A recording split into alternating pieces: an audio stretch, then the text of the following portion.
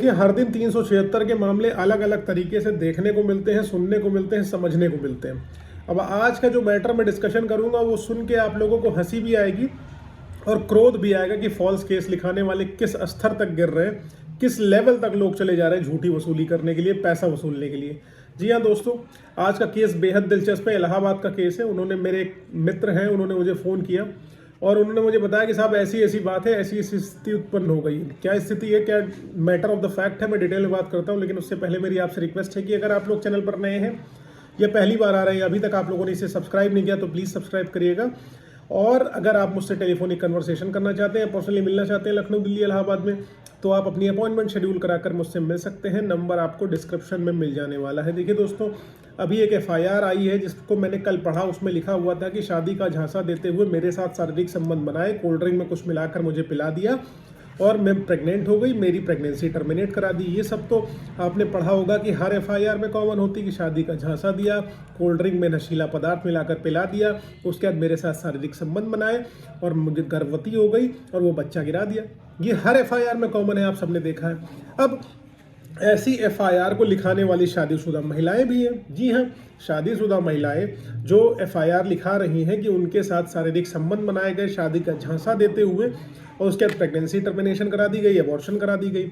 अब आपको सोचने वाली बात है कि जो महिला पहले से ही शादीशुदा है, किसी व्यक्ति के साथ उसकी शादी हो रखी है, वो इस बात को जानती है। और इस कंडीशन में, इस एफआईआर में एक चीज़ और मैं बता दूं, वो व्यक्ति शादीशुदा नहीं है, वो लड़का, वो आदमी, वो शादीशुदा नहीं है।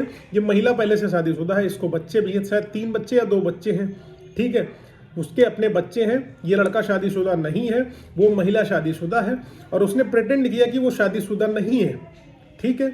अब इस लड़के ने, क्योंकि उसके साथ सेक्सुअल और फिजिकल रिलेशनशिप बनाए, इसको नहीं पता था कि ये महिला शादीशुदा है।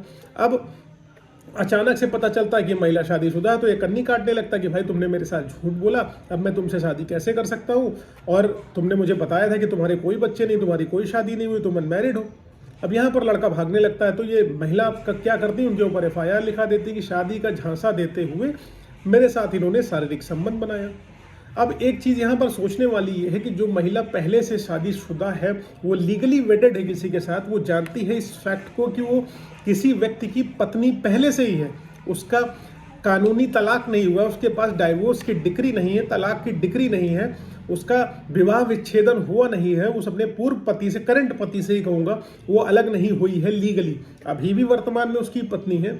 तो आखिरकार उसको जब ये फैक्ट पता है कि वो शादीशुदा है, उसके पहले से बच्चे हैं, वो किसी और से शादी नहीं कर सकती है बिना तलाक लिए हुए, तो उसको शादी का झांसा कैसे कोई दे सकता है? जो महिला पहले से अधेड़ है, उसकी शादीशुदा हो चुकी है, उसके बच्चे हैं, उसको शादी का झांसा कोई अनमैरिड व्यक्ति कैसे दे सकता है? अब उनका कहना है कि इन्होंने कहा था कि मैं तलाक ले लूंगी तब मुझसे शादी करेंगे। तुम्हारा तलाक क्या अभी तक हो गया उस व्यक्ति से? नहीं हुआ तलाक, it means you can not marry him, आप मतलब शादी नहीं कर सकती। यहाँ पर ये क्लियर होता है कि आपने कंसेंट से उसके साथ सेक्सुअल रिलेशनशिप बनाए, आप जब आप पकड़ी गई तो आपने उसके विरुद्ध 376 के एफआईआर लिखा दी। और यहाँ पर एक दिलचस्प मोड़ और है, उनके पति भी इस चीज़ में मिले हुए हैं। जी हाँ, एकदम जिम्मेदारी के साथ कह रहा हूँ, उनके पति भी इस चीज़ में मिले हुए हैं।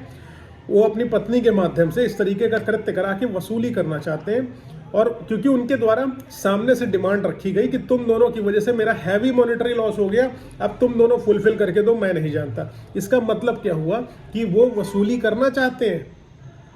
वो कह रहे हैं कि हमारी सामाजिक प्रतिष्ठा चली गई, अब तुम दोनों इसके लिए मुझे मॉनेटरी कंपनसेशन दो। तो महिला उस लड़के के ऊपर प्रेशर डाल रही कि भैया मॉनेटरी कंपनसेशन दो, उसने नहीं दिया तो एफआईआर लिखा दी। अभी भी सेटलमेंट करना चाहते हैं कि इतना पैसा दे दो, हम एफआईआर वापस ले लेंगे। 376 का मैटर नॉन कंपाउंडेबल है, डायरेक्ट एफआईआर वापस नहीं होगी, सीधी सी बात है। या तो शादी करो, शादी के कंडीशन में मर्सी ऑफ द कोर्ट है, कोर्ट चाहे तो हटाए या ना हटाए, लेकिन यहाँ पर कॉम्प्रोमाइज कैसे होगा? और यहाँ पर अभी नहीं, और सुनिए, सबसे दिलचस्प बात क्या है। पहली कंडीशन में मैंने बता दी कि शादी करी हुई महिला ने इनके ऊपर आरोप लगा दिया, शादी का झांसा देते हुए बलात्कार मेरा किया। दूसरी कंडीशन ये है कि इनके हस्बैंड को मॉनेटरी लॉसेस अपने कवर करने हैं, वो फुलफिल करने, सामाजिक प्रतिष्ठा जो गई है वो जाना है। तीसरी कंडीशन, सबसे बड़ी कंडीशन, इन महिला का ऑपरेशन हो रखा है यूट्रस का। जिस महिला को बच्चेदानी है ही नहीं, वो प्रेगनेंसी कंसीव कर पाएगी? इतना सा लॉजिक लगाइए। मतलब एफआईआर लिखाते टाइम ऐसी दुनिया में चली जाती है कि सेंस ही नहीं कि एफआईआर में क्या लिखा रहे हैं क्या नहीं लिखा रहे। इन्होंने लिखा दिया कि हम हमारी प्रेगनेंसी टर्मिनेट करा दी इन्होंने। अब जब तुमको प्रेगनेंसी कंसीव ही नहीं हो सकती सेट डेट तक, तुम्हारे यूट्रस है ही नहीं, तो तुम आखिरकार कैसे तुम्हारा उसने अबॉर्शन करवा दिया? इट मीन्स कि FIR झूठी लिखाई उसने। जब एक इंसान झूठ बोल सकता है तो दूसरा झूठ नहीं बोल सकता, तो ये FIR डेफिनेटली क्वेश्चनेबल है माय डियर फ्रेंड, ये क्वेश्चन होएगी। क्योंकि ऐसी महिला जो खुद कह रही है कि टर्मिनेशन ऑफ प्रेगनेंसी मेरी हुई है और एक तरफ मेडिकल रिपोर्ट है उसकी अवेलेबल जिसमें वो कह रही है कि उसको यूट्रस है ही नहीं, उसको बच्चेदानी में दिक्कत थी, वो निकालना पड़ा, नहीं तो उसकी जान चली जाती, तो कैसे भैया प्रेगनेंसी तुमको हो गई? FIR लिखने वाले भी लिख लेते हैं और कोर्ट भी इसमें अलाउ कर देती है, जेल भेज देती है। बाकी इन्वेस्टिगेशन का पार्ट होता है, एविडेंस की स्टेज पे आप दीजिए। और आप कहते हो फोन करके, भाई साहब ये बोल रहे थे कि मेरे पास कोई एविडेंस नहीं है, कोई साक्ष्य नहीं है, ठीक है, तो मैं लड़ूं कैसे? जब मेरी बातचीत होने लगी, मैंने लंबा टाइम दिया इनको, सारा कुछ डिस्कशन किया, तब मुझे क्लियर हो गया इसमें तो यार सब कुछ है। इस आधार पर तो इसकी FIR क्वैश हो जाएगी, ये बाहर निकल आएगा, कोई दिक्कत ही नहीं होगी। और उनके लोअर कोर्ट के वकील साहब कह रहे हैं कि ऐसा है, लोअर कोर्ट से तो बेल खारिज ही होने वाली। जब मैंने उनसे कहा कि ऐसा यार अपने लोअर कोर्ट के वकील साहब से पूछो कि वो जो बेल डाले हुए हैं, बेल के ग्राउंड्स में क्या क्या उन्होंने मेंशन किया हो, ये पता कर लो। वो डॉक्यूमेंट देने को उसको तैयार नहीं है। और दूसरी चीज मैंने कहा उनसे पूछ लो कि इन्होंने इस ग्राउंड को मेंशन किया है, तो पता चल रहा उन्होंने मेंशन नहीं किया। उनका कहना है कि यार क्यों फालतू की मेहनत करनी जब लोअर कोर्ट से बेल खारिज ही खारिज होनी है।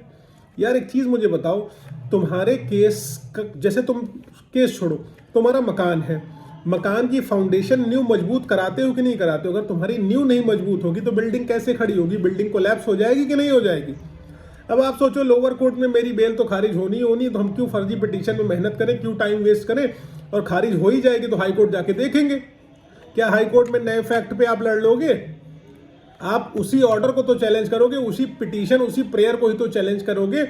और जो लोअर कोर्ट में कह के आए होगे वही बात तो आप हाई कोर्ट में आके कहोगे, वही बात फिर उसी पिटीशन, उसी ऑर्डर को चैलेंज करने सुप्रीम कोर्ट जाओगे।